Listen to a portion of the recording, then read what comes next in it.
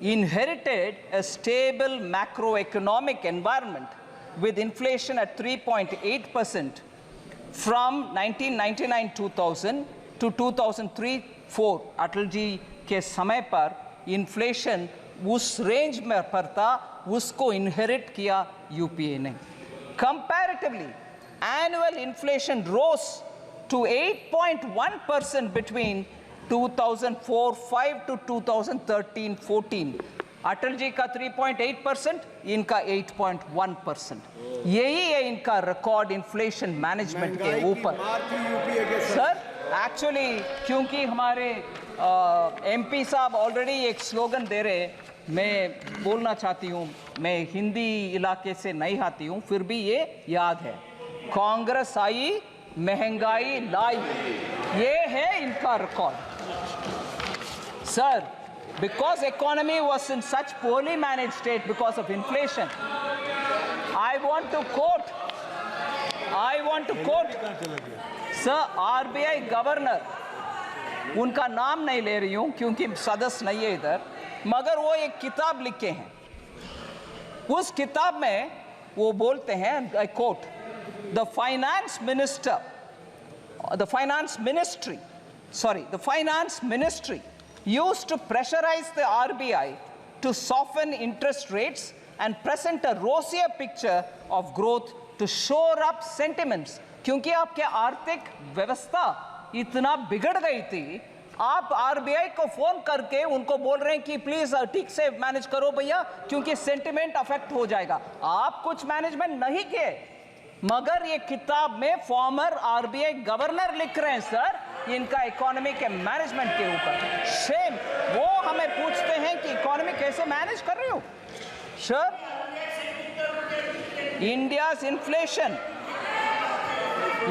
inflation between 2020-2023 is much lower than the global average.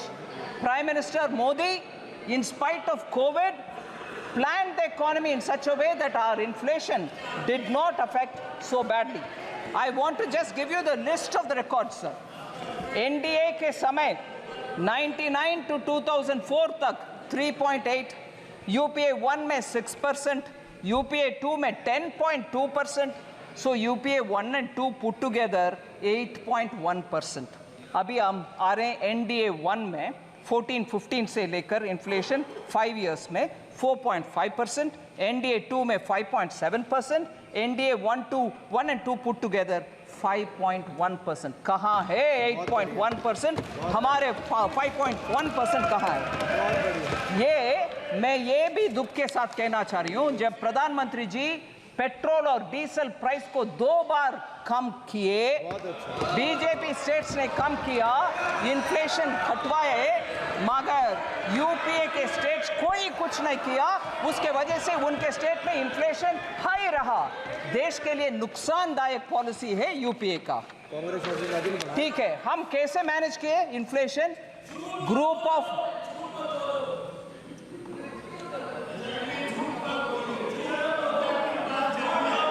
Sir, NDA government कैसे manage कर रही है? Group of ministers के द्वारा इन्फ्लेशन को मॉनिटर करते हुए सप्लाई साइड का हर स्टेप हर बार उठाते हैं. मैं उदाहरण देती हूं सर, भारत ब्रांड आटा, राइस और पल्सेस का विषय हमने खरीद करके सब्सिडी के साथ जनता को पहुंचा रहे हैं. भारत आटा at 27.50 रुपीस पर केजी, और लोग खरीद रहे हैं कि नहीं खरीद रहे हैं? बिल्कुल खरीद रहे हैं. 14.87 lakh tons have been sold for common public. Bharat rice 27.5 rupees per KG में चावल मिलता है और 13.98 लाख टन्स बिक्री हो गए हैं सर, लोग खरीद रहे हैं. भारत चना दाल 60 रुपीस पर केजी के 1 केजी का पैक 11.52 लाख टन सोल्ड हो गए. भारत मूंग दाल, बोथ मूंग दाल और साबुत मूंग दाल 2984.37 टन्स का सेल हो गया है. आम नागरिक तक हमारे भारत ब्रांड आटा पहुंच रही है, इसीलिए इन्फ्लेशन को वो फेस कर पा रहे हैं। सर, मैं अगले एक विषय, मुख्य विषय में आ रही हूँ। SC ST को इग्नोर कर रहे हैं इस सरकार, विमेन एंड पुअर को इग्नोर कर रहे हैं। इसमें 4 लोग बात किए, Charanjit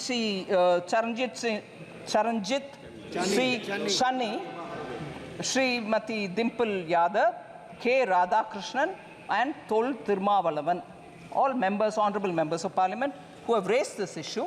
I want to say SC or ST or women ke allocation has gone up substantially. Number there you sir, 23-24 में 1,59,148 crores था SC का। इस साल 1,65,493 crores, 6,345 crores और बढ़ाए ST 1,19,706 crores, 1,24,909 crores now, 5,113 crores अधिक we have increased it. Women 2,38,220 crore पिछले साल, इस साल 3,27,158 crore, 88,938 crores ज़्यादा दिए हैं इस साल में। सर, इस विषय में थोड़ा ऑनरेबल स्पीकर ध्यान से आपके सामने विषय रख रही हूँ। SC ST का एलोकेशन कम हो गया है, ऐसे प्रश्न पूछने वाले से मैं पूछना चाहती हूँ। कर्नाटका के कांग्रेस गवर्नमेंट ने SC SC ST फंड से बजट में 9,980 दिए हुए बजट से 4,301 करोड़ ट्राइबल सब प्लान से निकाला गया, उसका पता नहीं चल रहा कहाँ गए। So far of the total, Karnataka government has spent 2,228 crore, including 1,587 crore from the SC ST sub plan and 641 crore from the tribal sub-plan specifically. God knows where this is going. Because this has been questioned in Karnataka itself by the leader of the opposition and the media, I want to ask माननीय former chief minister Charanjit Shanni जी, आपके leader से बात करिए, कर्नाटका में जाकर के SC का हालात के ऊपर प्रश्न पूछिए। इधर पूछने का आवश्यकता नहीं है, उधर कांग्रेस गवर्नमेंट में हो रही है इतनी सारी घपला। फिर कर्नाटका से एक और विषय सर, जरूर मैं मानती हूं कांग्रेस में SC के विषय में बात करने वाले हर नेता कर्नाटका आज ही जाए, पूछ ले कि क्या हो रही है। SC के पैसा को निकाल करके प्राइवेट अकाउंट में डाला जा रहा है, किसी को मालूम नहीं हो रहे। SC के ऊपर इधर लेक्चर हो रही है। वाल्मीकि विषय, कर्नाटका महर्षि Valmiki scheduled tribes development corporation scam, बड़ा सा स्कैम सर। इसमें सर विषय देख लीजिए, कितना इंटरेस्टिंग बात। Normally government stands up to say no गपला, क्या आरोप लगा रही हो, सॉरी, ऐसे बात करने के लिए सरकार के पक्ष में से खड़े होते हैं।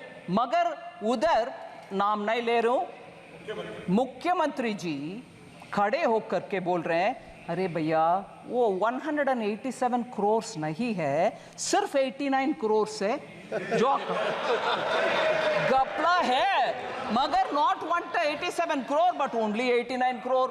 ये देख लीजिए क्या कॉन्फिडेंस, यही कांग्रेस है। गपला करो फिर आर्ग्यू करो, बोलो कि 189 नहीं है भैया, जस्ट 89 है, छोड़ दो।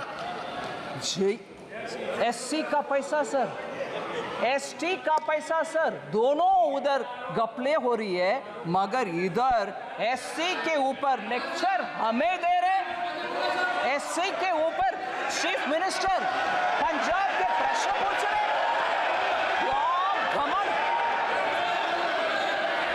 In the past, BJP government scams have been occurred. Sir skill India mission के ऊपर honourable member Abhishek Banerjee, Madhya Pradesh, honourable member Owaisi ji और वरुण चौधरी जी ने प्रश्न पूछा. I want to highlight 3 honourable members Abhishek Banerjee ji, Owaisi ji और वरुण चौधरी जी ने प्रश्न पूछा. इन द लास्ट डिकेड, क्योंकि डिजिटल पब्लिक इंफ्रास्ट्रक्चर इतना नेसेसरी हो गया है, स्किल्ड इंडिया डिजिटल हब में कैसे क्या है विषय, उनका कंसर्न है. स्किल इंडिया मिशन में सक्सेस नहीं हुआ. मैं उनको जेंटली बोल सकती हूँ.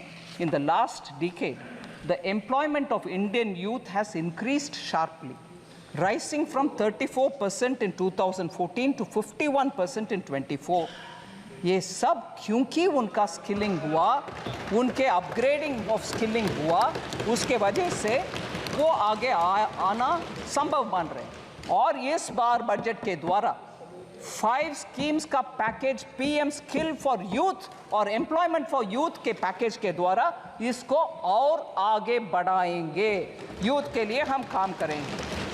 और हमारे position sir world skills competition में 19th पोजीशन में थे हम 2017 में स्किलिंग में. आज 11वीं पोजीशन में 11th रैंक में आ गए हैं bye 2020. Sir 3 members have spoken on poverty and global hunger index. Poverty and global hunger index, कुमारी शैलजा जी, दुराई वाइको जी और Gurmeet Singh ji. Sir, I want to first of all, with all humility and modesty say, flawed indicators such as the global hunger index for India's sake may not work out. I'm not saying because you have raised a point, but I'll tell you why. इन सब के विश्वसनीयता, I'll try to say it in Hindi, sir. मैं इस global hunger index की विश्वसनीयता पे कुछ बात रखना चाहती हूँ. हाँ, मैं प्रश्न रखना चाहती हूँ. हाँ, मैं जो विषय मैं क्वेश्चन के द्वारा जवाब दे रही हूँ. Conflict ridden countries sir, Pakistan जैसे कंट्रीज को, सूडान जैसे कंट्रीज को भारत से आगे रैंकिंग कैसे मिल रहा है सर? अफ्रीकन नेशंस में आज भी उनका पर कैपिटा इनकम भी कम है. फिर पाकिस्तान में आज तक आटा के क्यों, मैं I am not saying it in a sense of you look at them they are suffering, no, I don't want them to suffer, but it is a reality. Today they are not able to obtain even basic food. Here 80 crore लोग के लिए भारत देश में मुफ्त में हम अनाज दे रहे हैं, फिर भी हंगर इंडेक्स में हाई है. ये कैसे ये विश्वसनीयता स्थापित करेंगे sir? Household savings will do. Household savings at 50-year low, while household debt has been increased. Sri Honorable MP Abhishek Banerjee ने ये प्रश्न पूछा. Sir, year-wise accumulation, this is very interesting data, sir. I request the honorable members to kindly pay attention to this fact. Net financial savings of the household sector from 8.32 lakh crores in 2013-14 has risen to 14.16 lakh crores in 22-23. Net financial savings of the household sector. This is an increase of 70%. Household savings in the form of physical assets. Bank में fixed deposit में cash रखना एक चीज है, मगर घर खरीदना या घर में विस्तार करने के लिए कमरा बनाना वो अलग विषय है. Today in the form of physical assets, sir, construction of houses or other immovable properties increased from 14 lakh crores in 2013-14 to 35 lakh crores in 22-23. It clearly indicates a shift of savings in the form of physical assets rather than in the form of financial assets. The registered investor base at the National Stock Exchange has tripled from March 2020 to 2024 to 9.2 crores of Indians 31 March 2024 tak. So, potentially translating into 20% of India's households now are channeling their household savings into financial markets. ये हम ध्यान में रखना चाहिए sir.